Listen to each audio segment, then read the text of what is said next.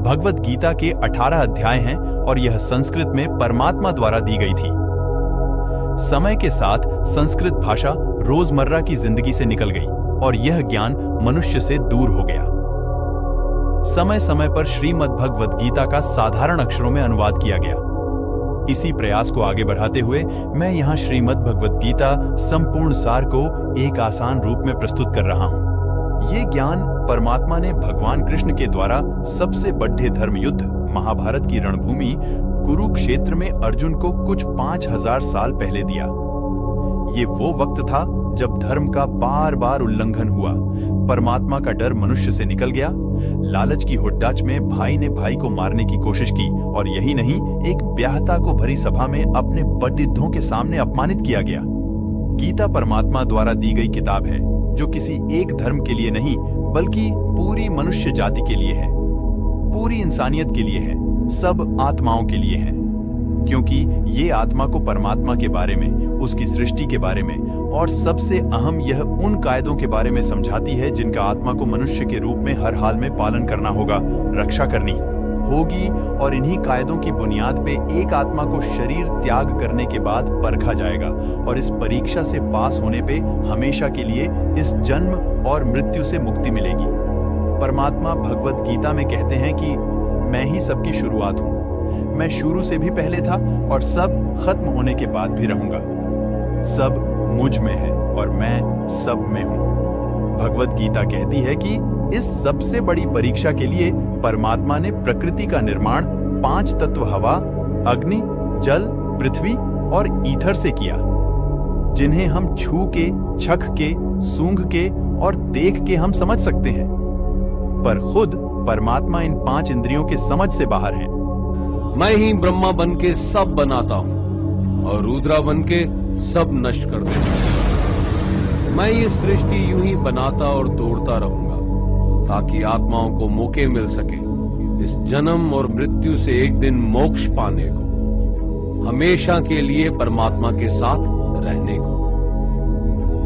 भगवत गीता कहती है कि इस सबसे बड़ी परीक्षा के लिए परमात्मा ने प्रकृति का निर्माण 5 तत्व हवा, अग्नि, जल, पृथ्वी और ईथर से किया, जिन्हें हम छू के, चख के, सूंघ के, देख के समझ सकते हैं। पर खुद परमात्मा इन 5 इंद्रियों की समझ से बाहर है। उन्हें आत्मा इन इंद्रियों से नहीं जान सकती। आत्मा 5 इंद्रियों के साथ वैसे ही है जैसे एक लोहे का रोबोट जिसे अपने बनाने वाले का कोई पता नहीं। अर्जुन को भी परमात्मा का विराट रूप देखने के लिए भगवान कृष्ण ने दिव्य नेत्र दिए। भगवत गीता समझाती है कि आत्मा अजन्मी है, जिसे कोई मार नहीं सकता, कोई जला नहीं सकता, डुबा नहीं सकता, काट नहीं सकता। लेकिन आत्मा को परमात्मा के साथ हमेशा रहने के लिए ये परीक्षा रूपी जीवन में बैठना ही पड़ेगा। इस परीक्षा के लिए परमात्मा से बिछुड़ के आत्मा को पृथ्वी पे किसी न किसी रूप में जन्म लेना पड़ता है और 88 करोड़ योनियों को जीने और भोगने के बाद एक आत्मा को मनुष्य का शरीर और दिमाग मिलता है इस सबसे बड़ी मर्यादाओं की परीक्षा में बैठने के लिए। हर मनुष्य को इस पूरी परीक्षा के दौरान तरह तरह की अच्छी और बुरी भावनाओं के चक्रव्यूह में अपने ही भाई बहन या मित्रों के साथ डाला जाता है, जिसमें हर आत्मा को अपने अंदर के तामसिक और राजसिक अवगुणों से निकल के सात्विक जीवन में प्रवेश करने के मौके मिलते हैं। हमारे तामसिक गुण वो हैं जो हमारे अंदर हीन भावना पैदा करके हमें खुद को उदास और नुकसान पहुंचाते हैं, और हमारे राजसिक गुण हमें ईर्ष्यालु और लोभी बना के दूसरों के प्रति नुकसान पहुंचा सकते हैं। इस परीक्षा के दौरान हर आत्मा को तामसिक और राजसिक गुणों को खत्म करके अपने सात्विक गुणों से परिचित होना पड़ेगा। सात्विक गुण वो हैं जो आत्मा को अपने आसपास की हर चीज से जोड़े और उन्हें प्यार करना सिखाते हैं। परीक्षा के दौरान हर आत्मा को जीवन के चारों स्तंभ धर्म, अर्थ, काम और मोक्ष का ज्ञान पाके ही मुक्ति मिलती है। यही वो द्वार है जिन्हें समझ के ही आत्मा परमात्मा को समझ सकती है। पहला द्वार धर्म का है और शेर इसका प्रतीक है। धर्म वही है जो गीता में लिखा हुआ है, वेदों में लिखा हुआ है, गुरु ग्रंथ साहिब, बाइबल या कुरान में लिखा है। धर्म वही है जो धारण किया हुआ है, जैसे आपका दिल मानता है, जैसे झूठ नहीं बोलना, चोरी नहीं करना, भगवान का निरादर नहीं करना, दूसरों को नुकसान नहीं देना, यही सब धर्म है। और हर आत्मा को अपने जीवन काल में हर समय धर्म का पालन करना होगा और उसकी रक्षा करनी होगी। दूसरा द्वार अर्थ का है और घोड़ा इसका प्रतीक है। हर आत्मा अपने हर जीवन काल में अपनी पृथ्वी पे होने का अर्थ या मूल कारण समझेगी। इस जिंदगी में भोगने वाली चीजें और रिश्तों का आनंद लेगी। अच्छा बेटा या अच्छी बेटी, अच्छा भाई या अच्छी बहन, अच्छा पति या अच्छी पत्नी बनके हर दुनियावी रिश्ते पर खरी उतरेगी और इस परीक्षा को पास करेगी। तीसरा द्वार काम का है। भगवत गीता समझाती है कि हर मनुष्य के अंदर काम, क्रोध, लोभ, मोह, अहंकार और ईर्ष्या जैसी 6 भावनाएं हमें अपने और दूसरों के प्रति नुकसान पहुंचा सकती हैं। इन भावनाओं को हर मनुष्य को हमेशा अपने नियंत्रण में रखना होगा, क्योंकि इनके बहाव में किया हुआ कोई भी काम हमारे जीवन भर की परेशानी का कारण बन सकता है। और एक आत्मा संतोष और सादगी से इन भावनाओं पे हमेशा के लिए विजय पा सकती है। चौथा स्तंभ मोक्ष का है और हाथी इसका प्रतीक है। इस परीक्षा रूपी जीवन में हर मनुष्य हर समय कुछ इच्छाएं रखता है। कुछ इच्छाएं एक ही जन्म काल में पूरी हो जाती हैं, पर कुछ अधूरी रह जाती हैं और उनके पूरा होने के लिए आत्मा को वापस पृथ्वी पे आना पड़ता है। भगवत गीता समझाती है कि हमारी इच्छाएं ही मूल कारण हैं हमारे पृथ्वी पे वापस आने का, और अगर हम कोई भी इच्छा ना रखें तो हम इस जीवन और मृत्यु से मुक्त हो सकते हैं। ये द्वार माफी का भी है। जिन्होंने आपके साथ बुरा किया उनको माफ करके और जिनसे आपने बुरा किया उनसे माफी मांग के मुक्ति पाई जा सकती है। जब तक आत्मा इन चारों दरवाजों धर्म, अर्थ, काम और मोक्ष को समझ नहीं लेती, तब तक आत्मा को बार बार इस मनुष्य रूप में आना ही पड़ेगा। परीक्षा का समय खत्म होते ही आत्मा शरीर और अन्य सब वस्तुओं का त्याग कर देती है। जो भी संसार में रहकर बनाया वो अब किसी और का होगा और आत्मा अपने कर्मों के फैसले के लिए चली जाती है। आत्मा के अच्छे बुरे कर्मों का हिसाब होता है। अपने अच्छे कर्मों के लिए आत्मा कुछ वक्त के लिए स्वर्ग और दुष्कर्मों के लिए नरक में चले जाती है। नरक में आत्मा को अपने पापों के अनुकूल सजाएं मिलती हैं, पर सजा खत्म होने के बाद आत्मा को फिर से एक नया शरीर और नया दिमाग मिलता है इस परीक्षा में फिर से बैठने के लिए। और हर परीक्षा में वही सब फिर दोहराया जाएगा, जिंदगी के 4 स्तंभ धर्म, अर्थ, काम और मोक्ष को समझने के।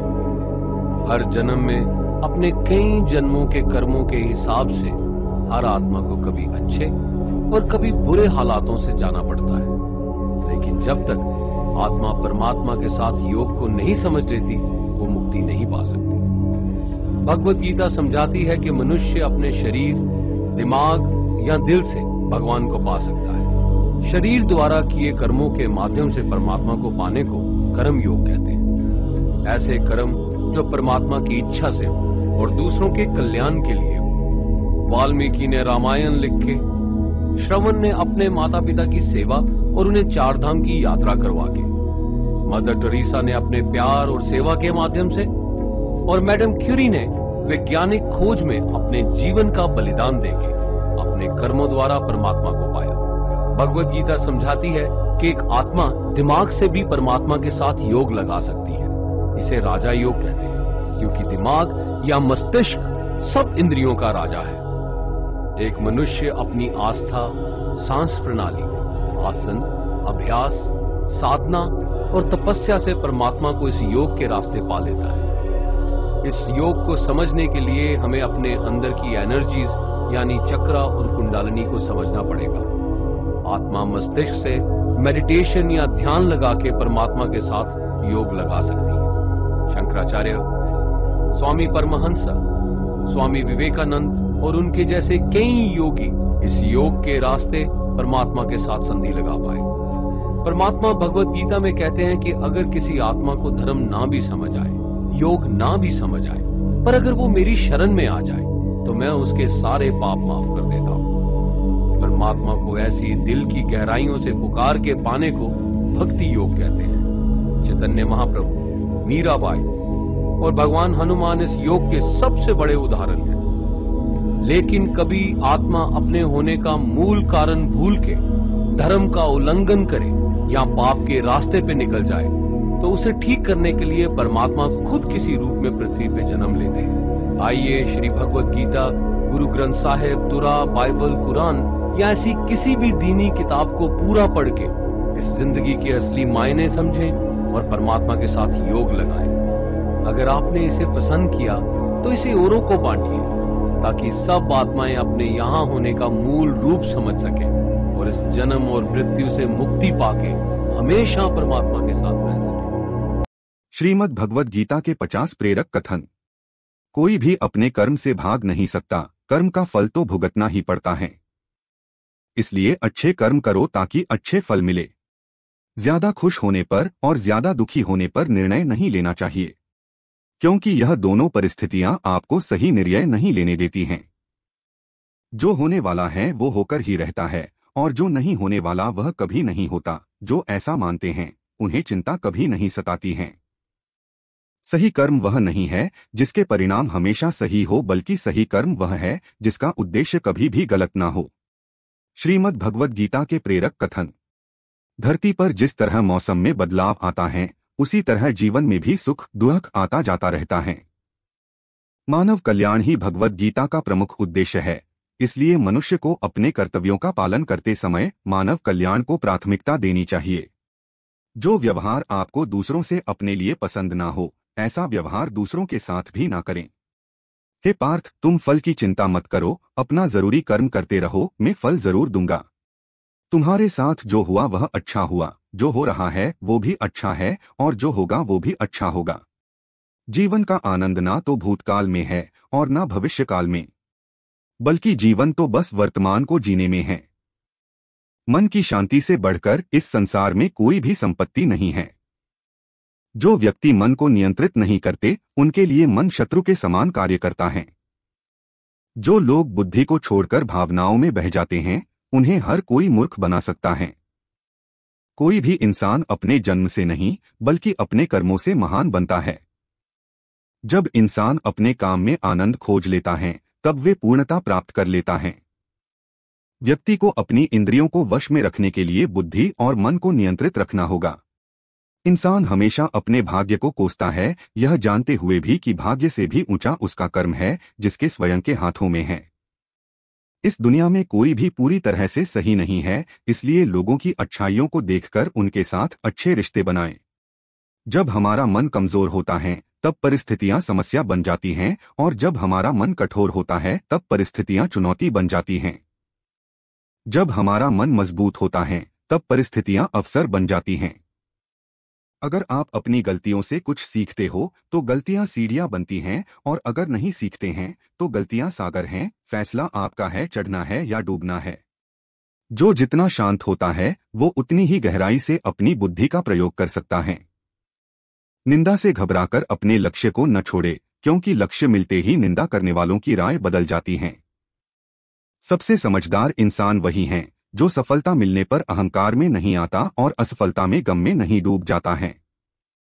नकारात्मक विचारों का आना तय है, लेकिन यह आप पर निर्भर करता है कि आप उन्हें महत्व देते हैं या फिर अपने सकारात्मक विचारों पर ही ध्यान लगाए रहते हैं। जो इंसान सभी इच्छाएं त्याग देता है उसे शांति की प्राप्त होती है। प्रत्येक बुद्धिमान व्यक्ति को क्रोध और लोभ त्याग देना चाहिए, क्योंकि इससे आत्मा का पतन होता है। जो आपका है वो आपको मिलकर ही रहेगा, फिर चाहे उसे छीनने के लिए पूरी कायनात एक हो जाए। हमेशा याद रखना, बेहतरीन दिनों के लिए बुरे दिनों से लड़ना पड़ता है। प्रेरणा का सबसे बड़ा स्रोत आपके अपने विचार है, इसलिए बड़ा सोचे और खुद को जितने के लिए हमेशा प्रेरित करें। अच्छे कर्म करने के बावजूद भी लोग केवल आपकी बुराइयां ही याद रखेंगे। इसलिए लोग क्या कहते हैं इस पर ध्यान मत दो, आप सिर्फ अपना कार्य करते रहो। नरक के 3 द्वार हैं, वासना, क्रोध और लालच। मैं उन्हें ज्ञान देता हूं जो सदा मुझसे जुड़े रहते हैं और जो मुझसे प्रेम करते हैं। समय से पहले और भाग्य से अधिक किसी को कुछ भी नहीं मिलता। इंसान अपने विश्वास से बनता है। जैसा वो विश्वास करता है वैसा वो बन जाता है। लगातार कोशिश करने से अशांत मन को वश में किया जा सकता है। सिर्फ मन ही किसी का दोस्त और किसी का दुश्मन होता है। चुप रहने से बड़ा कोई जवाब नहीं और माफ कर देने से बड़ी कोई सजा नहीं। जो चीजें तुम्हारे दायरे से बाहर हो उसमें समय गंवाना मूर्खता है। जो दान कर्तव्य समझकर बिना किसी शक के किसी जरूरतमंद इंसान को दिया जाए वही सच्चा दान है। जीवन का दूसरा नाम संघर्ष है। जिस तरह आग सोने को परखती है उसी तरह मुसीबत एक बहादुर इंसान को। अभिमान नहीं होना चाहिए कि मुझे किसी की जरूरत नहीं पड़ेगी और यह वहम भी नहीं होना चाहिए कि सबको मेरी जरूरत पड़ेगी। जो मनुष्य फल की इच्छा का त्याग करके केवल कर्म पर ध्यान देता है वह अवश्य ही जीवन में सफल होता है। मदद सबकी करो मगर आशा किसी से मत रखो, क्योंकि सेवा का सही मूल्य ईश्वर ही दे सकते हैं। जैसे समुद्र के पार जाने के लिए नाव ही एकमात्र जरिया है, वैसे ही स्वर्ग में जाने के लिए सत्य ही एक सीढ़ी है। सच्ची दोस्ती दुख को आधा और सुख को 2 गुना कर देती है। जितना हो सके खामोश रहना ही अच्छा है, क्योंकि सबसे ज्यादा गुनाह इंसान से उसकी जुबान ही करवाती है। परिवर्तन संसार का नियम है। समय के साथ संसार में हर चीज परिवर्तन के नियम का पालन करती है। जो बीत गया उस पर दुख क्यों करना। अर्जुन ने कहा, हे जनार्दन, यदि आप बुद्धि को कर्म से श्रेष्ठ मानते हैं तब फिर आप मुझे इस भीषण युद्ध में भाग लेने के लिए क्यों कहते हो। आपके अनेकार्थक उपदेशों से मेरी बुद्धि भ्रमित हो गई है। कृपया मुझे निश्चित रूप से कोई एक ऐसा मार्ग बताएं जो मेरे लिए सर्वाधिक लाभदायक हो। परम कृपालु भगवान ने कहा, हे निष्पाप अर्जुन, मैं पहले ही ज्ञानोदय की प्राप्ति के 2 मार्गों का वर्णन कर चुका हूं। ज्ञानयोग उन मनुष्यों के लिए है जिनकी रुचि चिंतन में होती है और कर्मयोग उनके लिए है जिनकी रुचि कर्म करने में होती है। न तो कोई केवल कर्म से विमुख रहकर कमरफल से मुक्ति पा सकता है और न केवल शारीरिक संन्यास लेकर ज्ञान में सिद्धावस्था प्राप्त कर सकता है। कोई भी मनुष्य एक क्षण के लिए अकर्मा नहीं रह सकता। वास्तव में सभी प्राणी प्रकृति द्वारा उत्पन्न 3 गुणों के अनुसार कर्म करने के लिए विवश होते हैं। जो अपनी कर्मेंद्रियों के बाह्य घटकों को तो नियंत्रित करते हैं, लेकिन मन से इंद्रियों के विषयों का चिंतन करते हैं, वे निःसंदेह स्वयं को धोखा देते हैं और पाखंडी कहलाते हैं। हे अर्जुन, लेकिन वे कर्मयोगी जो मन से अपनी ज्ञानेंद्रियों को नियंत्रित करते हैं और कर्मेंद्रियों से बिना किसी आसक्ति के कर्म में संलग्न रहते हैं, वे वास्तव में श्रेष्ठ हैं। इसलिए तुम्हें निर्धारित वैदिक कर्म करने चाहिए, क्योंकि निष्क्रिय रहने से कर्म करना श्रेष्ठ है। कर्म का त्याग करने से तुम्हारे शरीर का भरण पोषण संभव नहीं होगा।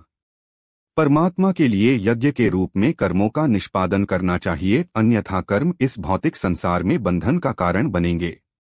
इसलिए हे कुंती पुत्र, भगवान के सुख के लिए और फल की आसक्ति के बिना अपने नियत कर्म करो। सृष्टि के आरंभ में ब्रह्मा ने मानव जाति को उनके नियत कर्तव्यों सहित जन्म दिया और कहा, इन यज्ञों का धूमधाम से अनुष्ठान करने पर तुम्हें सुख समृद्धि प्राप्त होगी और इनसे तुम्हें सभी वांछित वस्तुएं प्राप्त होंगी। तुम्हारे द्वारा संपन्न किए गए यज्ञों से देवता प्रसन्न होंगे और मनुष्यों और देवताओं के मध्य सहयोग के परिणामस्वरूप सभी को सुख समृद्धि प्राप्त होगी। तुम्हारे द्वारा संपन्न यज्ञों से प्रसन्न होकर देवता जीवन निर्वाह के लिए वांछित आवश्यक वस्तुएं प्रदान करेंगे, किंतु जो प्राप्त उपहारों को उनको अर्पित किए बिना भोगते हैं वे वास्तव में चोर हैं। आध्यात्मिक मनोवृत्ति वाले जो भक्त पहले यज्ञ में अर्पित करने के पश्चात भोजन ग्रहण करते हैं वे सभी प्रकार के पापों से मुक्त हो जाते हैं, किंतु जो अपनी इंद्रिय तृप्ति के लिए भोजन बनाते हैं वे वास्तव में पाप अर्जित करते हैं। सभी लोग अन्न पर निर्भर हैं और अन्न वर्षा से उत्पन्न होता है। वर्षा यज्ञ का अनुष्ठान करने से होती है और यज्ञ निर्धारित कर्मों का पालन करने से संपन्न होता है। वेदों में सभी जीवों के लिए कर्म निश्चित किए गए हैं और वेद परब्रह्म भगवान से प्रकट हुए हैं। परिणामस्वरूप सर्वव्यापक भगवान सभी यज्ञ कर्मों में नित्य व्याप्त रहते हैं। हे पार्थ, जो मनुष्य वेदों द्वारा स्थापित यज्ञ कर्म के चक्र का पालन करने के अपने दायित्व का निर्वाहन नहीं करते वे पाप अर्जित करते हैं। वे केवल अपनी इंद्रियों की तृप्ति के लिए जीवित रहते हैं, वास्तव में उनका जीवन व्यर्थ ही है। लेकिन जो मनुष्य आत्मानंद में स्थित रहते हैं तथा जो प्रबुद्ध और पूर्णतया आत्मसंतुष्ट होते हैं, उनके लिए कोई नियत कर्तव्य नहीं होता। ऐसी आत्मलीन आत्माओं को अपने कर्तव्य का पालन करने या उनसे विमुख होने से कुछ पाना या खोना नहीं होता और न ही उन्हें अपनी निजी आवश्यकताओं की पूर्ति के लिए अन्य जीवों पर निर्भर रहने की आवश्यकता होती है। अतः आसक्ति का त्याग कर अपने कार्य को कर्तव्य समझकर फल की आसक्ति के बिना निरंतर कर्म करने से ही किसी को परमात्मा की प्राप्ति होती है। राजा जनक और अन्य महापुरुषों ने अपने नियत कर्मों का पालन करते हुए सिद्धि प्राप्त की थी, इसलिए तुम्हें भी अपने कर्तव्यों का निर्वाहन करते हुए समाज के कल्याण के लिए अनुकरणीय उदाहरण प्रस्तुत करना चाहिए। महापुरुष जो भी कर्म करते हैं, सामान्य जन उनका पालन करते हैं। वे जो भी आदर्श स्थापित करते हैं, सारा संसार उनका अनुसरण करता है। हे पार्थ, समस्त तीनों लोकों में मेरे लिए कोई कर्म निश्चित नहीं है। न ही मुझे किसी पदार्थ का अभाव है और न ही मुझमें कुछ पाने की अपेक्षा है, फिर भी मैं निश्चित कर्म करता हूँ। यदि मैं सावधानी पूर्वक नियत कर्म नहीं करता तो हे पार्थ, सभी लोगों ने निश्चित रूप से सभी प्रकार से मेरे मार्ग का ही अनुसरण किया होता। यदि मैं अपने निर्धारित कर्म नहीं करता तब ये सभी लोग नष्ट हो जाते और मैं संसार में उत्पन्न होने वाली अराजकता के लिए उत्तरदायी होता और इस प्रकार से मानव जाति की शांति का विनाश करने वाला कहलाता। हे भरतवंशी, जैसे अज्ञानी लोग फल की आसक्ति की कामना से कर्म करते हैं, उसी प्रकार बुद्धिमान मनुष्यों को लोगों को उचित मार्ग की ओर चलने के लिए प्रेरित करने हेतु अनासक्त रहकर कर्म करना चाहिए। ज्ञानवान मनुष्यों को चाहिए कि वे अज्ञानी लोगों को जिनकी आसक्ति सकाम कर्म करने में रहती है, उन्हें कर्म करने से रोककर उनकी बुद्धि में मतभेद उत्पन्न न करें, अपितु स्वयं ज्ञानयुक्त होकर अपने कार्य करते हुए उन अज्ञानी लोगों को भी अपने नियत कर्म करने के लिए प्रेरित करना चाहिए। जीवात्मा देह के मिथ्या ज्ञान के कारण स्वयं को अपने सभी कर्मों का कर्ता समझती है। यद्यपि विश्व के सभी कार्य प्रकृति के 3 गुणों के अंतर्गत संपन्न होते हैं, लेकिन अहंकारवश, हे महाबाहु अर्जुन, तत्वज्ञानी आत्मा की पहचान गुणों और कर्मों से भिन्न करते हैं। वे समझते हैं कि इंद्रिय, मन आदि के रूप में केवल गुण ही हैं जो इंद्रिय विषयों गुणेषु में संचालित होते हैं और इसलिए वे उनमें नहीं फंसते। वे मनुष्य जो प्रकृति के गुणों के प्रभाव से मोहित होकर फल प्राप्ति की कामना के साथ अपने कर्म करते हैं, लेकिन बुद्धिमान पुरुष जो इस परम सत्य को जानते हैं, उन्हें ऐसे अज्ञानी लोगों को विचलित नहीं करना चाहिए जिनका ज्ञान अल्प होता है। मनुष्य कितना भी गोरा क्यों ना हो, परंतु उसकी परछाई सदैव काली होती है।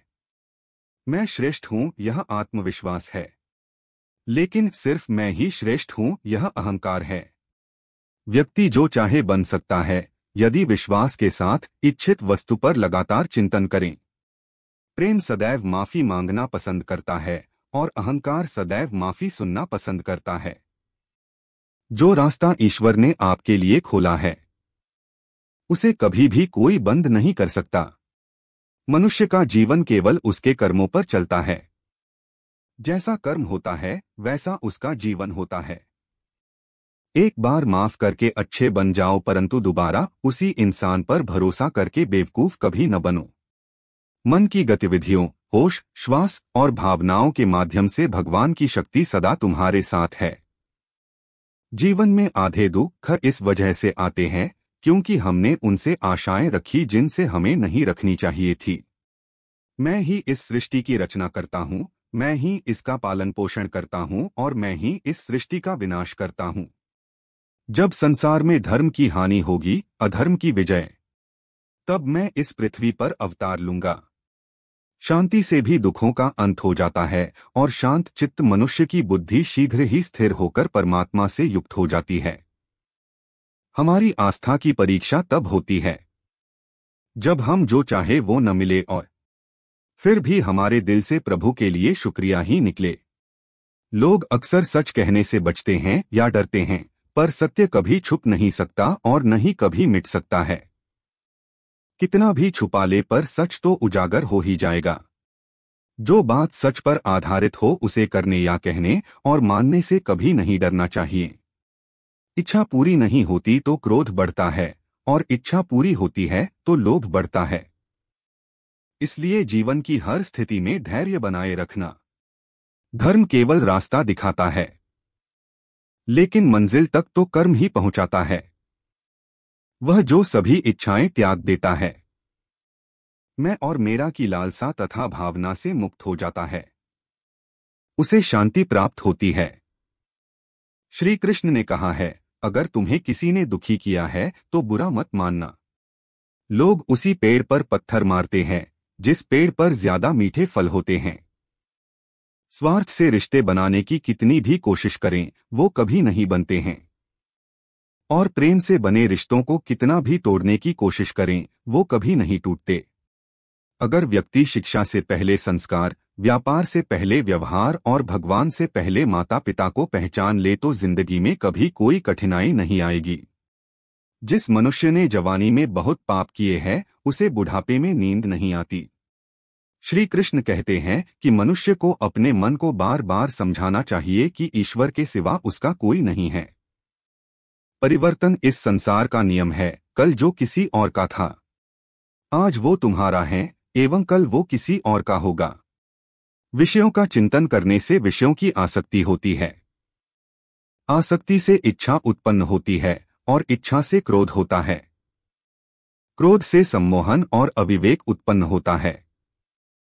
जो कुछ हुआ अच्छे के लिए हुआ, जो हो रहा है अच्छे के लिए हो रहा है, जो होगा वह भी अच्छे के लिए ही होगा। मेरे लिए न कोई घृणित है और न ही कोई प्रिय, न कोई निर्धन है और न ही कोई धनी, बस जो भक्ति भाव के साथ मुझे याद करते हैं मैं उनका हूँ और वो मेरे।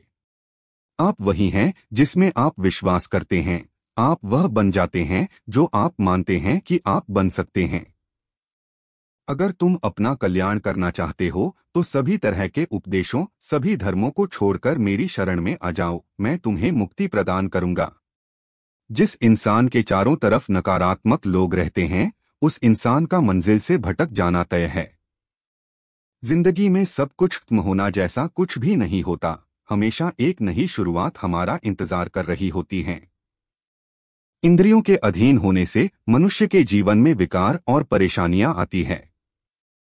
सुख दुख का आना जाना सर्दी गर्मी के आने जाने के जैसा ही है, इसलिए इन्हें सहन करना सीखना ही उचित है। निर्बलता अवश्य ईश्वर देता है, परंतु मर्यादा मनुष्य का मन खुद निर्माण करता है। जीवन में वाणी को संयम में रखना अनिवार्य है, क्योंकि वाणी से दिए हुए घाव कभी भरे नहीं जा सकते। मनुष्य उसके लिए शोक करता है जो शोक करने के योग्य नहीं है, और फिर भी ज्ञान की बातें करते हो। बुद्धिमान व्यक्ति ना जीवित और ना ही मृत व्यक्ति के लिए शोक करते हैं। मैं हमेशा तुम्हारे साथ और तुम्हारे आसपास रहता है, चाहे तुम कुछ भी कर रहे हो। जो हुआ अच्छा हुआ, जो होगा अच्छा होगा। स्वयं को मुझ पर छोड़ दो, अपने कर्म पर ध्यान दो। कर्म ऐसा जो स्वार्थरहित पाप रहित हो। जीवन में समय चाहे जैसा भी हो, परिवार के साथ रहो। सुख हो तो बढ़ जाता है और दुख हो तो बट जाता है। मोहग्रस्त होकर अपने कर्तव्य पथ से हट जाना मूर्खता है, क्योंकि इससे ना तो तुम्हें स्वर्ग की प्राप्ति होगी और ना ही तुम्हारी कीर्ति बढ़ेगी। श्री कृष्ण कहते हैं कि सत्संग ईश्वर की कृपा से मिलता है, परंतु कुसंगति में पड़ना मनुष्य के अपने ही हाथों में होता है।